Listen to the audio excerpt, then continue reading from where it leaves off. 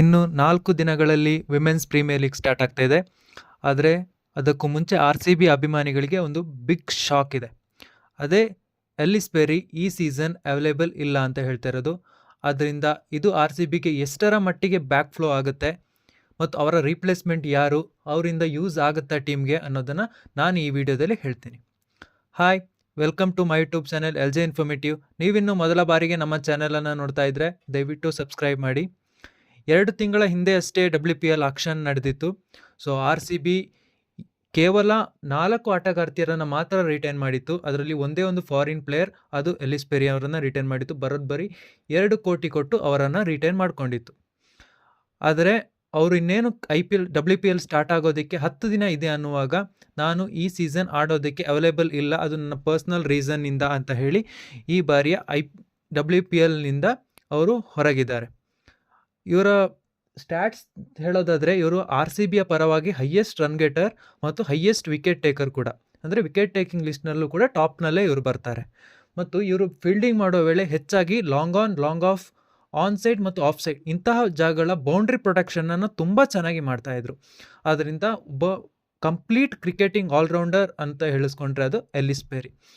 So ಆದ್ದರಿಂದ ಇವರನ್ನು ರಿಪ್ಲೇಸ್ಮೆಂಟಾಗಿ ಇನ್ನೊಬ್ಬರನ್ನು ತಗೊಳ್ಳುವಂಥದ್ದು ತುಂಬ ಡಿಫಿಕಲ್ಟ್ ಸಿಚುವೇಶನ್. ಮತ್ತು ಇವರು ಬ್ಯಾಟಿಂಗ್ನಲ್ಲಿ ಯಾವಾಗಲೂ ಕೂಡ ನಂಬರ್ 3ನೂ ಬ್ಯಾಟ್ ಮಾಡ್ತಾಯಿದ್ರು, ನಂಬರ್ 4, ನಂಬರ್ 5 ಈ ಎಲ್ಲ ಸ್ಲಾಟ್ಗಳಲ್ಲೂ ಬ್ಯಾಟ್ ಮಾಡುವಂತಹ ಒಬ್ಬ ಪ್ಲೇಯರ್ ಇವರು ವಿಮೆನ್ಸ್ ಕ್ರಿಕೆಟ್ನಲ್ಲಿ ತಗೊಂಡ್ರೆ. ಮತ್ತು ಬೌಲಿಂಗ್ ಕೂಡ ಅಷ್ಟೇ, ಯಾವುದೇ ಸ್ಲಾಟ್ನಲ್ಲೂ ಬಂದು ಕೂಡ ಇವರು ಬೌಲಿಂಗ್ ಮಾಡ್ತಾಯಿದ್ರು. ಪವರ್ ಪ್ಲೇ ಆಗಿರ್ಬೋದು, ಡೆತ್ ಓವರ್ಸ್ ಆಗಿರ್ಬೋದು, ಮಿಡಲ್ ಓವರ್ ಆಗಿರ್ಬೋದು. ಸೊ ಹೀಗೆ ಎಲ್ಲ ಪೇಸ್ಗಳಲ್ಲೂ ಬಾಲ್ ಮಾಡುವಂತಹ ಏಕೈಕ ಪ್ಲೇಯರ್ ಇವರು. ಮತ್ತು ಇವರು 2024 ಚಾಂಪಿಯನ್ಸ್ ಆದಾಗ RCB ವಿಮೆನ್ಸ್ ಟೀಮ್, ಇವರು ಒಂದು ಡೂ ಆರ್ ಡೈ ಸಿಚುವೇಶನ್ ಮಧ್ಯದಲ್ಲಿ ಮುಂಬೈ ಇಂಡಿಯನ್ಸ್ ಅಗೇನ್ಸ್ಟ್ 6 ವಿಕೆಟ್ಸ್ ಕೂಡ ತಗೊಂಡಿದ್ದರು. ಅದೇ ಇವರ ಟಾಪ್ ರೆಕಾರ್ಡ್. ಅಂದರೆ ಇಡೀ ವಿಮೆನ್ಸ್ ಪ್ರೀಮಿಯರ್ ಲೀಗ್ ತಗೊಂಡಾಗ ಯಾರೂ ಕೂಡ 6 ವಿಕೆಟನ್ನು ಇಲ್ಲಿವರೆಗೂ ತಗೊಂಡಿದ್ದೇ ಇಲ್ಲ. Ellyse Perry was the only one player. And ಇವರು ಆಕ್ಷನ್ಗಿಂತ ಮುಂಚೆ ಏನಾದರೂ ನಾನು ಅವೈಲೇಬಲ್ ಇಲ್ಲ ಅಂತ ಹೇಳಿದಿದ್ರೆ ಬಹುಶಃ RCBಗೆ ಒಂದು ಚಾನ್ಸ್ ಇರ್ತಾ ಇತ್ತು. ಅದೇನು ಅಂದರೆ ಇನ್ನೂ ಎಕ್ಸ್ಟ್ರಾ 2 ಕೋಟಿ ತಗೊಂಡು ಆಕ್ಷನ್ ಟೇಬಲ್ಗೆ ಹೋಗ್ಬೋದಿತ್ತು. ಆರ್ ಎಲ್ಸ್ ಈಗ ಪ್ರೈಮ್ ಫಾರ್ಮ್ನಲ್ಲಿರುವಂತಹ ಜಾರ್ಜಾ ವೆರಾಮ್ ಆಗಿರ್ಬೋದು, ತುಂಬ ಎಕ್ಸ್ಪೀರಿಯನ್ಸ್ ಇರುವಂತಹ ಸೋಫಿ ಡಿವೈನ್ ಆಗಿರ್ಬೋದು, ಇವರನ್ನು ಈ ಪ್ಲೇಸ್ನಲ್ಲಿ ರಿಪ್ಲೇಸ್ ಮಾಡ್ಬೋದಾಗಿತ್ತು. ಅಂದರೆ ಇವರನ್ನು ರಿಟೈನ್ ಮಾಡ್ಕೋಬೋದಿತ್ತು, ಎಲ್ಲಿಸ್ ಪೆರಿ ಅವ್ರನ್ನ ಹೊರಗೆ ಇಡ್ಬೋದಾಗಿತ್ತು ಅಂತ ನನ್ನ ಪ್ರಕಾರ. ಬಟ್ ಇವರು ಆವಾಗೆಲ್ಲ ಒಪ್ಕೊಂಡಿದ್ರು. ಬಟ್ ರೀಸೆಂಟ್ಲಿ ಲಾಸ್ಟ್ 10 ಡೇಸ್ ಇದೆ ಅನ್ನುವಾಗ ಈ ಥರ ಹೇಳಿದ್ದಾರೆ. ಮತ್ತು ಇವರ ಪ್ಲೇಸ್ಗೆ ಸಯಾಲಿ ಅನ್ನುವಂತಹ ಒಂದು ಇಂಡಿಯನ್ ಪ್ಲೇಯರನ್ನು ಇವರು ಮಣೆ ಹಾಕಿದ್ದಾರೆ. ಸೊ ಇವರು ಪ್ಲೇಯಿಂಗ್ 11ನಲ್ಲಿ ಬರ್ತಾರೆ ಅಂತ ನಾನು ಶಾರ್ಟ್ಲಿ ಹೇಳೋದಿಲ್ಲ, ಯಾಕಂದರೆ ಇವರ ಸ್ಟ್ಯಾಟ್ಸ್ ಯಾವುದೂ ಕೂಡ ಇಂಟರ್ನ್ಯಾಷನಲ್ ಲೆವೆಲ್ನಲ್ಲಿ ರೀಚ್ ಆಗುವ ಥರ ಇಲ್ಲ. ಆದ್ದರಿಂದ ನನಗೇನು ಡೌಟ್ಫುಲ್ ಇದೆ. ಬಟ್ RCBಯ ಬ್ಯಾಕಪ್ ಸ್ವಲ್ಪ ಸ್ಟ್ರಾಂಗ್ ಇದೆ. ಸೊ ಆದ್ದರಿಂದ ಮೋಸ್ಟ್ಲಿ ಬೇರೆ ಪ್ಲೇಯರ್ ಬರ್ಬೋದು ಇವರ ಎಲ್ಲಿಸ್ ಪೆರಿಯ ಸ್ಥಾನಕ್ಕೆ.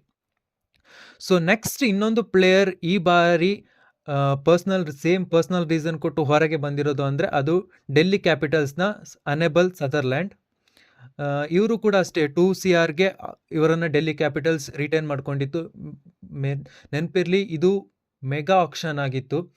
ಆದರೂ ಕೂಡ ಇವ್ರನ್ನ ರಿಟೈನ್ ಮಾಡ್ಕೊಂಡಿದ್ರು. ಬಟ್ ಇವಾಗ ಅವರು ಹೇಳ್ತಾ ಇದ್ದಾರೆ ನಾನು ಅವೈಲೇಬಲ್ ಇಲ್ಲ ಅಂತ. ಇವರು ಕೂಡ ಅಷ್ಟೇ ಆಯಿತಾ, same to same Ellyse Perry ಅವ್ರ ಥರನೇ ಇವರು ಕೂಡ ಬೌಲಿಂಗ್ ಮಾಡ್ತಾರೆ ಮತ್ತು ಬ್ಯಾಟಿಂಗ್ ಕೂಡ ಡೌನ್ ದ ಆರ್ಡರ್ ಬ್ಯಾಟಿಂಗ್ ತುಂಬ ಚೆನ್ನಾಗಿ ಬ್ಯಾಟಿಂಗ್ ಮಾಡ್ತಾರೆ. ಮತ್ತು ಇವರು 3 ಸೀಸನ್ಸ್ ಡೆಲ್ಲಿ ಕ್ಯಾಪಿಟಲ್ಸ್ ಪರವಾಗಿ ಆಡಿದ್ದಾರೆ ಮತ್ತು 3 ಸೀಸನ್ನಲ್ಲೂ ಫೈನಲ್ಸ್ ತೊಗೊಂಡು ಹೋಗೋದಕ್ಕೆ ಇವರದು ಮೇಜರ್ ಕಾಂಟ್ರಿಬ್ಯೂಷನ್ ಕೂಡ ಇದೆ. ಸೊ ಇವರ ರಿಪ್ಲೇಸ್ಮೆಂಟ್ಗೆ ಅವರು ಆಸ್ಟ್ರೇಲಿಯಾದ Allana king, left arm spinner ಮತ್ತು ರೈಟ್ ಹ್ಯಾಂಡ್ ಬ್ಯಾಟ್ಸ್ಮನ್ ಬ್ಯಾಟಿಂಗ್ ಮಾಡುವಂಥ ಅಲಾನಾ ಕಿಂಗ್ನ ರಿಪ್ಲೇಸ್ ತಗೊಂಡಿದ್ದಾರೆ. ಸೊ ಇವರು ತುಂಬ ಒಳ್ಳೆ ಬ್ಯಾಟರ್ ಅಂತ ಹೇಳೋಕ್ಕಾಗಲ್ಲ. ರೀಸೆಂಟ್ಲಿ ನಾನು ನೋಡಿದ ಹಾಗೆ ವರ್ಲ್ಡ್ ಕಪ್ನಲ್ಲಿ ತುಂಬ ಚೆನ್ನಾಗಿ ಬ್ಯಾಟ್ ಮಾಡಿದ್ದಾರೆ. ಆದರೆ ಇವರು T20 ಸ್ಟ್ಯಾಂಡರ್ಡ್ಸ್ಗೆ ನನಗೇನು ಇವರು ಪ್ಲೇಯಿಂಗ್ 11ನಲ್ಲಿ 50% ಚಾನ್ಸ್ ಅಷ್ಟೇ ಇದೆ ಇವರು ಬರ್ತಾರೆ ಅಂತ ಹೇಳುವಂಥದ್ದು. ಸೊ ನನಗೆ ಡೌಟ್ಫುಲ್ ಇದೆ ಇವರು ಆಡ್ತಾರಾ ಇಲ್ವಾ ಅಂತ. ಸೊ ಇನ್ನೊಂದು ಪ್ಲೇಯರ್ ಬಂದುಬಿಟ್ಟು ತಾರಾ ನಾರಿಸ್. ಇವರು ಈಗಷ್ಟೇ ಕ್ರಿಕೆಟ್ ಗ್ರೋ ಆಗ್ತಾ ಇರುವಂತಹ ಒಂದು USA ಬರ್ತಾರೆ. ಬಟ್ ಇವರು ಯಾವತ್ತೂ USA ಅನ್ನುವಂಥ ಒಂದು ಈಗ ಗ್ರೋ ಆಗ್ತಿರೋ ಕ್ರಿಕೆಟ್ ಬೋರ್ಡಿಂದ ಬರ್ತಾರೆ ಅಂತಲೇ ಅನಿಸಲ್ಲ, ಅಷ್ಟು ತುಂಬ ಚೆನ್ನಾಗಿ ಆಡ್ತಾರೆ. ಇವರು ಸೀಸನ್ 1ನಲ್ಲಿ ಡೆಲ್ಲಿ ಕ್ಯಾಪಿಟಲ್ಸ್ನಲ್ಲಿ ಇದ್ದರು. ಸೊ ಡೆಲ್ಲಿ ಕ್ಯಾಪಿಟಲ್ಸ್ನಲ್ಲಿ ಇದ್ದಾಗ ಇವರ ಡೆಬ್ಯೂ ಮ್ಯಾಚ್ನಲ್ಲಿ ಇವರು 5 ವಿಕೆಟ್ಸ್ ತಗೊಳ್ತಾರೆ ಎಗೇನ್ಸ್ಟ್ RCB. ಸೊ ಅಲ್ಲಿಂದ ಇವರೇ ಫಸ್ಟ್ ಪ್ಲೇಯರ್ 5 ತಗೊಂಡಿದ್ರು. ಸೊ ಆದರೂ ಕೂಡ ಆ ಸೀಸನಲ್ಲಿ ಕೆಲವೇ ಮ್ಯಾಚ್ಗಳನ್ನು ಆಡ್ತಾರೆ. ನಂತರ ಅವರು 2 ಸೀಸನ್ ಬೆಂಚ್ಗಳಲ್ಲೇ ಇರ್ತಾರೆ.